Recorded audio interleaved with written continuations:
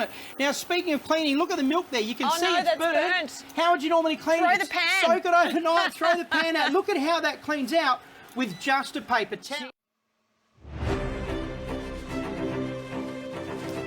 Good morning, everybody. In New South Wales, we had 127,000 tests to 8 p.m. last night, which is always a pleasing result, and we're so grateful people are coming forward to do the right thing. We had 415 cases of community transmission, so a welcome drop from yesterday, but obviously much more work to be done. We just ask everybody to please stick to the rules, stay home, get tested if you have symptoms, stay home again until you get the results, and of course come forward and get vaccinated.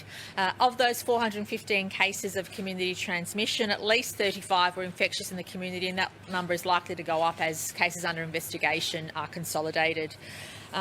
Regrettably, 4 people lost their lives to 8 p.m. last night. A female in her 50s from Western Sydney at Campbelltown Hospital who wasn't vaccinated. A female in her 70s at Royal North Shore Hospital who was only recently given her first dose, so wasn't protected. A man in his 80s at Liverpool Hospital who wasn't vaccinated. A female in her 80s at RPA who was vaccinated but did have underlying chronic conditions. Again, our heartfelt deepest sympathies and condolences to all of their loved ones. Please know the last thing we want to see is more deaths because of this outbreak, but unfortunately we know that's what we're going to see unless we reduce case numbers and unless we increase the rate of vaccination. In relation to where the most concerning areas are, they remain, of course, in Western and South-Western Sydney. We've seen stabilisation and reduction in some local government areas where there's been that intensive activity and increasing rates of vaccination. But the main suburbs that we're now concerned with, which are showing considerable growth in cases, and please know if you're in these areas, you need to not only take extra precautions, but make sure you come forward for testing and stay home. Do not leave home unless you absolutely have to. That's Blacktown, Mount Druitt, Marryong, Merrylands, Auburn and Guildford. These are the suburbs of most concern in the entire state. And we really need people to stay home. And the only reason you should really be leaving home, unless you absolutely have to get an essential food product, is really to get vaccinated, and that's it.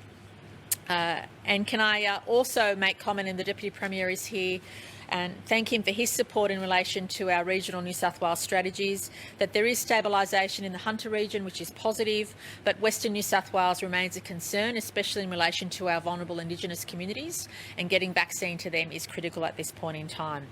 On a very positive note, New South Wales hit 5 million jabs. Thank you, everybody, for coming forward to get vaccinated. Outstanding result that in New South Wales we now have hit 5 million jabs, and 50% of our population has received their first dose. So that is a very pleasing result. Thank you.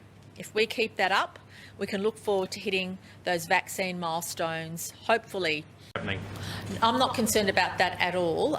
In fact, Health has been adopting that policy for some weeks. I will get Dr. Chant to comment on that because it's a specific policy we put in place to make sure, again, that unfortunately it's not always the rules that are the challenge, it's the fact that people choose to break them. And we don't want people making those bad choices. Those bad choices leave all of us in a situation where we could face a trajectory of increasing cases, not diminishing cases. So in order for us to reduce our cases, we need people to do the right thing all of the time.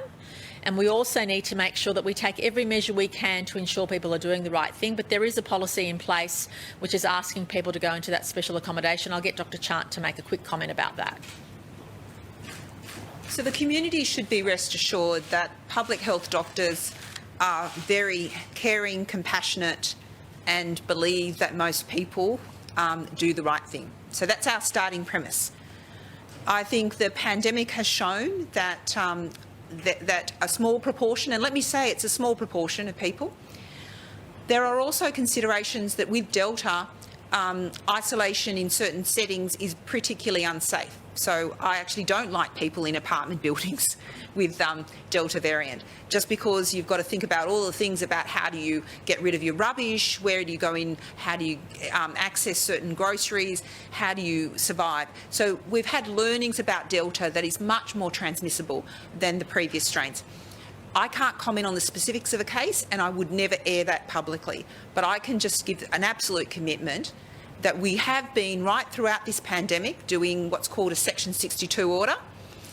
And our public health clinicians have been applying good common sense and judgment. And can I just acknowledge the fact that the police respond very promptly, and that allows us to allow people to have secure accommodation. And also, so I think that's all I can say, is that we would never use that tool inappropriately, but I can't comment on the specific circumstances.